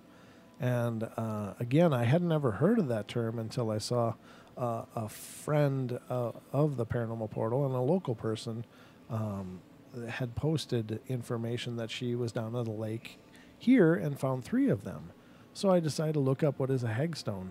And she had a picture of the stones, and they are these little flat, like, stones, and they can be any size, but they have a circle in them, and they're like some kind of hole that's worn through with water, but they are considered to be very powerful talismans and wards against evil Some people nail them up in their house to ward off evil spirits. Some people, many people put them on necklaces, like they put a cord through it and then to put it around their neck, and that should protect you from dark spirits. Curses as well. Yep, other witches. Well, they're warding against evil. They protect from curses and evil spells, things like that. So that's called a hagstone. And all I can tell you is that I found one a few years ago now, or a couple of years ago, and I carried it around in my pocket until this vision came that I was doing it wrong. Did our board just go dead? No. I don't know what happened. There, hello? No, I hear you. You do? You sound fine. No, I don't. Yeah, you do. I do? Yeah, you do. My headphones just went. You just can't hear for nothing. Wouldn't be the first time. No, I. But yeah, it just my phones went completely dead. Your headphones working? Yeah, I'm fine. Wow. Well, I'm just getting brutalized now by something. Yep. There it goes. But where was I? Oh, the vision came to me that I needed to put a cord through it and put it around my neck, and I was like, wow, that's weird. So I did, and there's other odd stories that have happened as a result of that, and I won't go into it all because the show's never about me. But I thought, if you're looking for one easy to obtain talisman, and they're kind of a rare stone, but they can be found anywhere. If you find a stone that is flat and has a hole worn in it, naturally formed. Oh yeah. Yeah, then that is called a hagstone, and they are natural talismans of protection. And you're supposed to be able, if you look through the hole, you're supposed to see into other dimensions and portals. See into the world of the Fae. Yeah, there you go. Which is what they do on the Spiderweb Chronicles as well. Yep. And so that's where art imitates lore or whatever. Very cool. But I just wanted to throw that out there to you all, that I just learned about it more recently, and it was really neat to learn about it recently and see that many people wear them, and many cultures encourage wearing them. And I had carried it in my pocket for quite a long time until the vision just came that I was supposed to put it on a cord and put it on. So I did, and very cool story. Nice. To me, it's very cool. So anyway, yeah, my headphones just went boom like that, gone. So it was that cord. I don't know. Is it just? Oh well.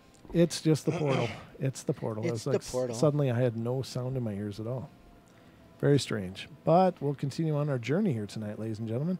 But I hope you enjoyed the hagstone story, because I think it's great. Anytime I get those kind of things, kind of I need something like that. Well, you do. You should go looking for a hagstone. I think everybody needs one. I mean, it's what the hell can it hurt, right? Apparently, you can buy them on Etsy. Yeah, I'm sure you can, but I would question.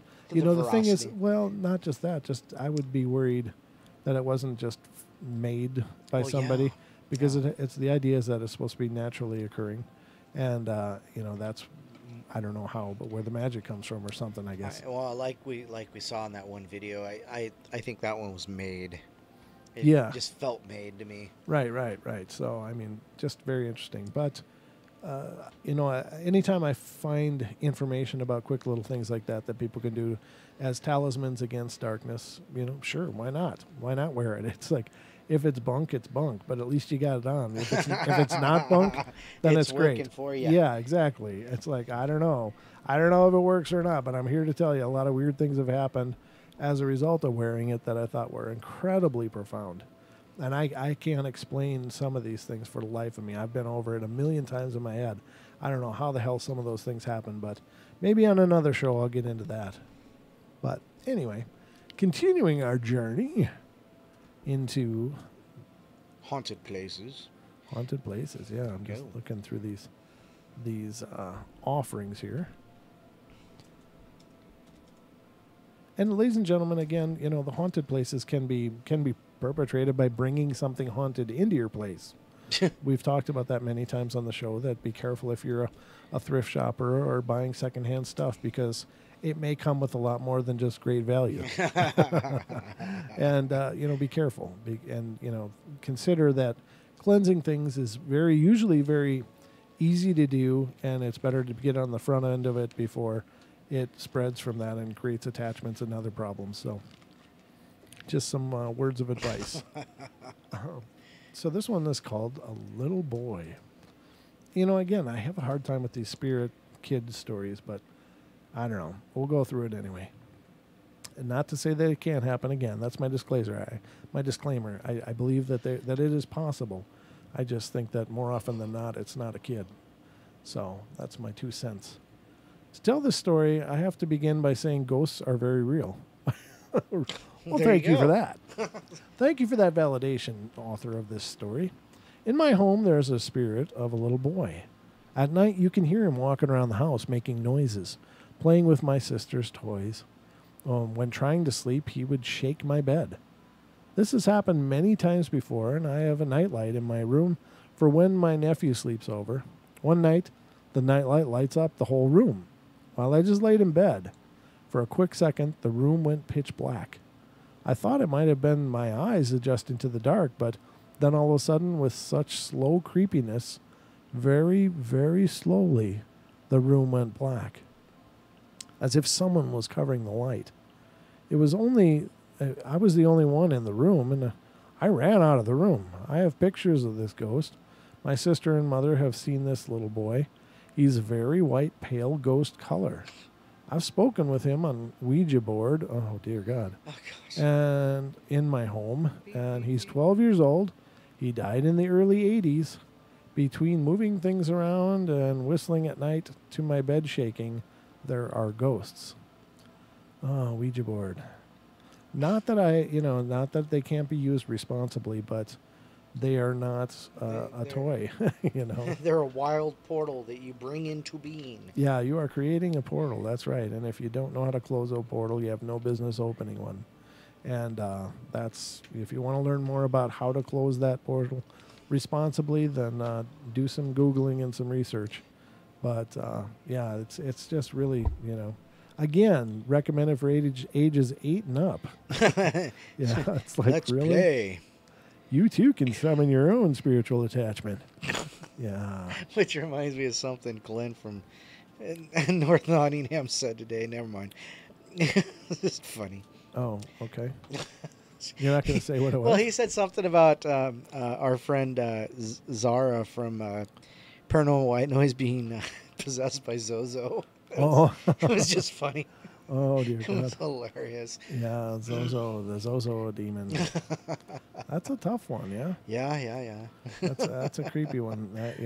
Again, if you watch the show and you see those commercial breaks that I made, the videos for the commercial breaks that we have to take on the network, I thought on YouTube, rather than just have a tile saying, hey, we'll be back, I thought I'd put together these video segments that it could at least... Apparently nobody watches. Well, I think everybody's watching, right? Now it's forming... It's forming want to see it. Oh, well, it'll be on, if you haven't seen it, it's on, check out our Friday, Saturday shows because I play them during the breaks. But just great, little videos to keep people entertained in the, the time that the commercial breaks happen on the network.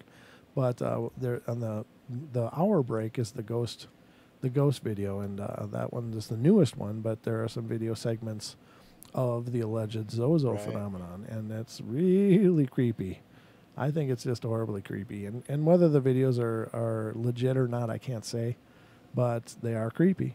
And I'll just leave it at that. So check out the hour break at least, if you only check out one of them, and you'll see depictions of the Zozo phenomenon.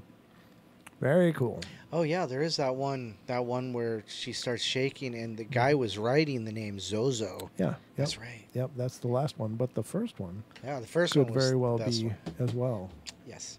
I don't know. Sorry. That's in the beginning of the video. You know what? I just watch Fridays and Saturdays stream. You'll see it. Yep, absolutely. If you go check out those streams from Friday or Saturday, or just tune in this Friday and Saturday, or do both. Do both. That's even better. But it's a creepy phenomenon. But again, don't use Ouija boards unless you really have done some research and taken some time to understand how to set your atmosphere, how to cleanse, how to prepare. I got the best piece of advice right there. No matter what, just don't do it. Well, that's the easiest. That's the easiest. But we've all been inquisitive. Have you never played with one, Don? No. Even as a kid? No. I haven't. Okay. I've heard enough stories. Well, right. There are plenty of horrible stories, but very curious. So this one is an interesting one. Let's see what this one's all about. Where do I begin? This is the first in a series of occurrences that have happened to me and my family, and we had moved into a new house in Chippewa Falls, Wisconsin. The place seemed nice enough, and we hadn't heard anything bad about it or that it had any haunted past. One night, my family, my mom, dad, and I, were woken up by my lunchbox, the heavy plastic flip-top ones, violently falling down the staircase of our house. We thought one of our 2 cats had knocked it down the staircase, except for the fact that they were both in my parents' bedroom sleeping with the bedroom door securely shut.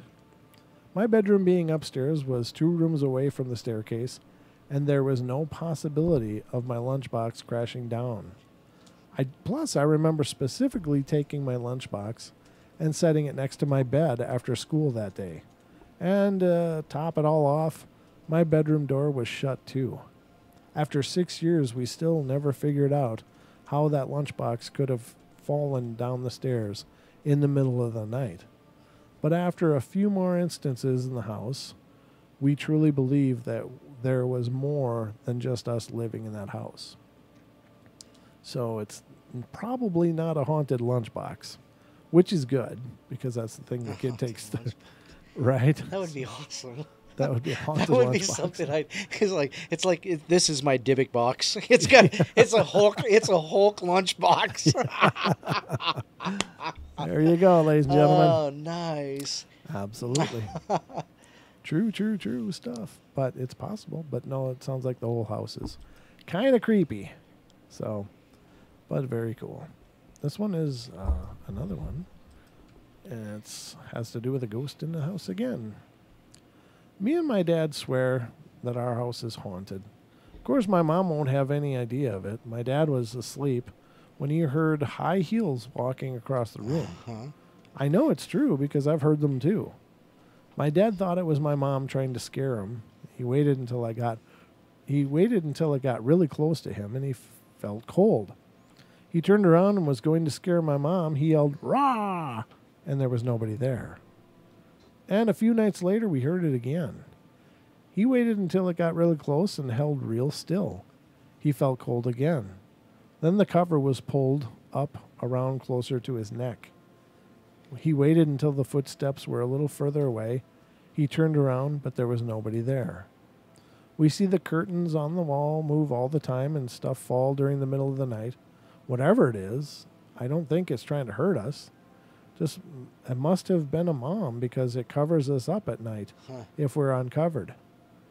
That's really cool. Actually, that's an awesome haunting. That's no grandma. Yeah. Right, yeah, just some loving, spirit that's keeping everybody cozy, doing what they can to help the living. See, that's an awesome haunting. I like that one.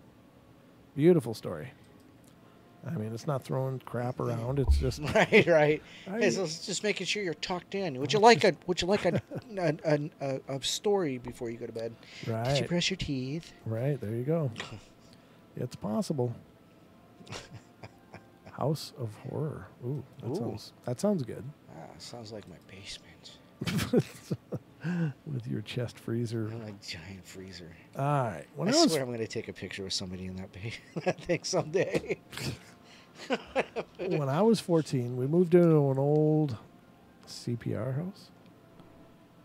Things were good for the first 2 nights when it all started. My brother's rocking chair would move by itself at first, just for a few minutes, and then it started to go all day. Jeez, that's pretty profound. We were not allowed to enter the basement, but my brother and I went down anyway. And as soon as we reached and touched the dirt, things changed. Someone or something threw rocks and broken furniture at us, screaming at us to get out. After that, things got worse. We heard furniture move, pictures would come off the wall, there was scratching on the windows, and when we looked, we'd see faces staring back at us. Whatever was in that house did not like me. It would slap me hard enough to leave marks. My brother and I got our pastor from our church to lend us crosses and a prayer book. Wow. We thought we could beat this thing, and we approached the basement once again. We made it about halfway down when the screaming started again. Wow. Yelling for us to get out. As soon as I touched the dirt floor, a man came in front of me and pushed me backwards. My brother, feeling we were not welcome in that house, grabbed me and ran outside. We left that home that night, just after 3 months. We got movers to get our stuff, and when we delivered our belongings, the movers even said that they felt uncomfortable there, and they think that someone told them to get out. Huh. That's a pretty aggressive haunting. I think if you could videotape a rocking chair, and take pictures of all of this stuff, Right. that would be just an incredible hotspot. It's too bad that they hadn't done that. Huh. Yeah, no doubt. At least give us the address and we'll go take care of it. At least provide us some details, damn it. I don't know. We'd like you to Google Map and pay and post it, please. Yeah, exactly. Please do. Love to hear more. Thank you very much. Got any more done? Yeah, sure. Let me Take see it here. away. Where am I? I am at the ancient. You're in the studio, Don. The ancient It Ram is night. Inn. Goodness. The Ancient Ram Inn. That's pretty popular. The ancient Ram Inn, Wootton under Edge, and that's Gloucestershire. Gloucestershire. Yeah, whatever. It's over in the UK. Gloucestershire. Yeah. The ancient Ram Inn can be found within the village of Wootton under the Edge in Gloucestershire. Many believe that it is one of the most haunted buildings in the country, if not the world. The inn was once owned by St. Mary's Church when it was built. Because of the reported specters seen in the inn, it has been investigated by various paranormal adventurers. I'm not going to read that name. Brief history. It was built in 1145. Priests used it for a keeping house for slaves and workers who helped construct St. Mary's Church. The inn was bought by Maurice de Bath. Since then, the inn has become private property and has changed hands several times. Okay. Mm-hmm. The land where the inn is built is on the intersection of two ley lines. Ooh. These are places which people believe have high spiritual energy. When you use a map, you can trace the lines all the way through the center of Stonehenge. Oh, wow. Wow. Yeah, that's a powerful line. According to legend, Stonehenge has energies that travel through the ley lines and feed paranormal power found around the ancient Ram Inn. Mm-hmm. Pagan burial grounds that are over 5,000 years old. Ghosts of the ancient Ram Inn. One popular legend surrounding the inn is that witches were burned at the stake. A witch, it says, of the witch burned at the stake in the 1500s. The prosecution of people who didn't believe in the practice of Christianity is sanctioned by the government. A lot of people believe the woman's spirit still haunts one of the rooms to this day. Therefore, the room is called the Witch's Room because she supposedly took refuge in that room and then was captured and killed. It's widely believed that the redirecting of water on the ancient Ram property caused a portal for the dark energies to open up. One of the past owners attested to the specters which made the house their home. During one of his first trips, he claimed to have been grabbed by the arm by a demonic force and dragged from the bed across the room. Wow. They also found evidence of devil worship and ritual sacrifice. There were skeletal remains of children just under the staircase. That would do it. Yeah. Broken daggers were also found within the skeletons. Oh. Until the death of the owner, he claimed to be haunted. He claimed it to be haunted and attacked by various entities within the house on a regular basis. Many sightings of the previous owners in the house or in the inn sitting together with the patrons of today's time. Oh, so people go in there and see the old owners still there. Wow. Wow. One of the most haunted rooms is called the Bishop's Inn. It's found on the first floor when it was still a bed and breakfast. People want to sleep in that room. Some who did sleep ended up fleeing in the middle of the night. It's said that the ghost of a monk haunts the room on a regular basis. Ooh. The ghost of a centurion on a horseback. Centurion? Yeah. Centurion, yes. Centaur. I said a Centaurian. Yes, you did. Not much difference. Except one's half horse and the other one's a person on a horse. But did I lose you? Anyhow, it said the plumber who saw the operation was startled out of his wits when it went straight through the wall. There's also talk of a succubus which creeps into beds of sleeping visitors. Yeah. Crazy, I hadn't heard that one. Interesting. So there you go. The Ancient Ram's Inn. The Ancient Ram, singular, Ram Inn. Wooten Under Edge.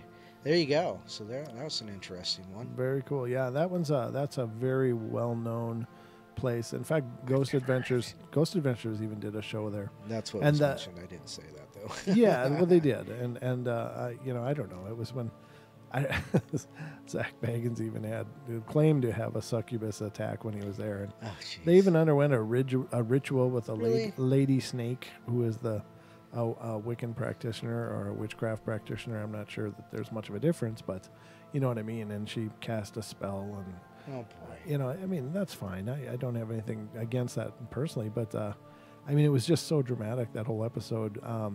I was really surprised though. When you think of an inn, you think of a spacious place, right? But that place seemed incredibly cramped. Really? Yeah, it was just incredibly like tight quarters, small hallways. But then again, you look at the size of the people when that place was built versus today. And they were averaging like 5'5". Right, yeah, they were tiny people compared to nowadays where the average is, nearly 6 feet or whatever. Wow. So, yeah, I mean, very cool though. The place has a ton of history, and it was, it just seems like it'd be a neat place to go check out. I've never heard of it. Well, now you have. The Ancient Ram's Inn, Ram's Head Inn. Oh, well, here's the Banff Spring Hotel, which is just north of us. Oh, Banff, Canada. Okay. So we might need to go check that out sometime. Sure. Yeah, baby. Sky's the limit, baby.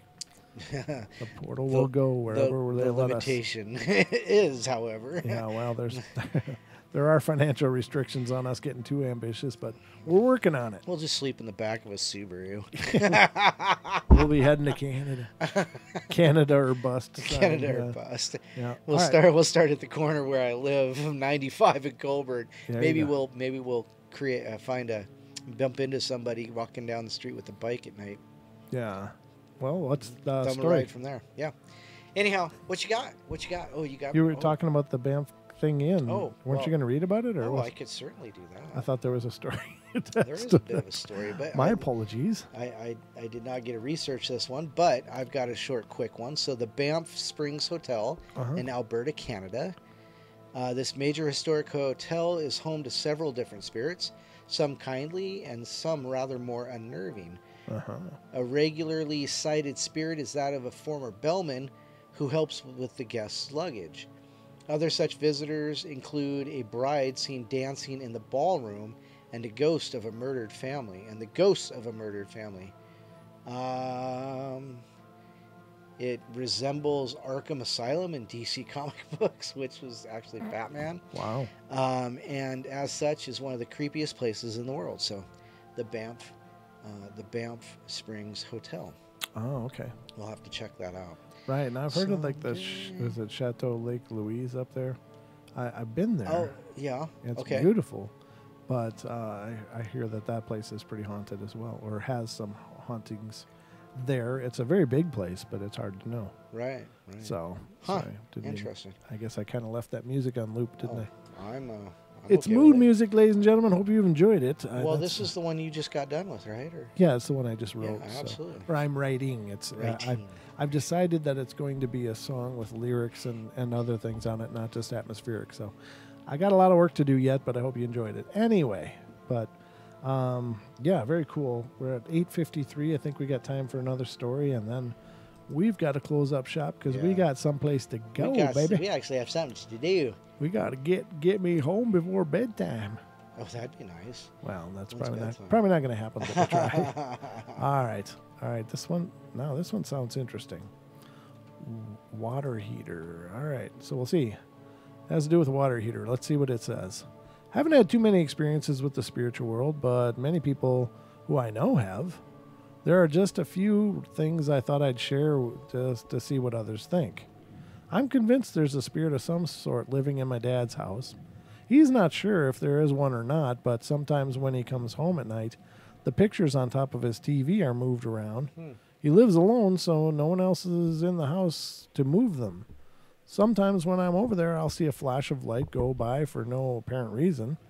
He sees them too. Just don't know what it is, though. This is what scared me more than anything, though. A while ago, he needed a new water heater and had no idea where to get one. What they looked like, what size to get, or anything. He was completely clueless. He racked his brain to figure out what he should get and had no idea. One day, he went in the basement to practice on his guitar. My dad is a musician and spends most of his time in the basement recording. I can appreciate that. That's a good thing. When he went down there, right in front of him, was a water heater, the exact one that he needed. Neither of us have any idea where it could have come from. Again, I say he lives alone, so there is no one there who could have done it. He is the only one who has the key to the house. Also, I'm not sure if this is relevant in any way, but the house he lives in used to be a church. Huh. That is an amazing spiritual presence. Delivers water heaters. Get the hell out. That's a great airport. I need a car. Oh, my God. I need to cook. Yeah, exactly. I need a housekeeper. Yeah. I'd like to have some nice things at a port like that. I've never even heard of that. Wow. I've never even heard of like something as large as a water heater just appearing. Wow. That is crazy. So that's not so much of a haunted place as, well, it is, but that's more about the port. That's Right. pretty crazy. Yeah. What a brilliant thing, though. I hope that that's a true story, because it'd be nice to think that that stuff is out there. Absolutely. That stuff is possible. But I guess, in this universe that we live in with amazing possibility and potential, then anything is possible. And it's all possible anyways here on the Paranormal Portal, because this is our world, ladies and gentlemen, and we're creating it every day. And thank you for being a part of what we do and bringing your life and love and support to what we're doing. It's just amazing, and we are absolutely humbled and appreciate your presence here. So spread the word, let other people know about the portal. Keep if you're involved in any groups in the paranormal and you feel that they might enjoy the show, please spread the word. Tell them where to find us. We would love to see and meet and hear from everybody. But if you have an account of your own that you'd like to share for Friday's show, just email it in, paranormalportalradio@gmail.com. I'd love to hear about it, and I'll read it on Friday's show. I got one to read so far, so I'd love to have a great big handful of them to read or more. Yeah. So anybody hearing the sound of my voice that has a paranormal story to tell, doesn't even matter if it's just a sentence long. I just love hearing them. So email them in, paranormalportalradio@gmail.com. You can find us on Facebook, facebook.com/paranormalportalradio. And Brent Thomas has a page. Don Longbeard has a page. We're on MeWe. We are on BitChute and DTube. Yep. And we're on Twitter. Follow me on Twitter. That's kind of cool. I kind of like Twitter now. I never really got into it before, but I just started to kind of figure out what the hell Twitter is and how to use it. Work it, yeah. Well, I mean, I've only got a handful of followers so far, but I think it's pretty cool. And just the different discussions and things people talk about is pretty awesome. So our Twitter handle is at Paranormal Portal, PORTL. So it's Paranormal PORTL. You can find us on Twitter, and that's a great start, I guess, ladies and gentlemen. But we love you all. Yep. Be good, be kind, be nice, and we'll be back. I'll be back on Friday. Don won't be here for Friday or Saturday shows. But I'll be here to keep you company and to walk you through the weekend in a bunch of paranormal fun and mayhem. And on Saturday, we'll be joined by Mrs. Deborah Varner, who will be here on the portal doing free readings to callers of the show. So if you would like a reading, absolutely free. Call soon, hold the line. And or if you know someone that could really use a little guidance and insight into what's going on in their lives, have them call as well.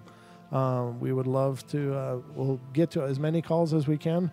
I'm not sure, whether it'll be back to back to back or if there'll be ups and downs, whatever.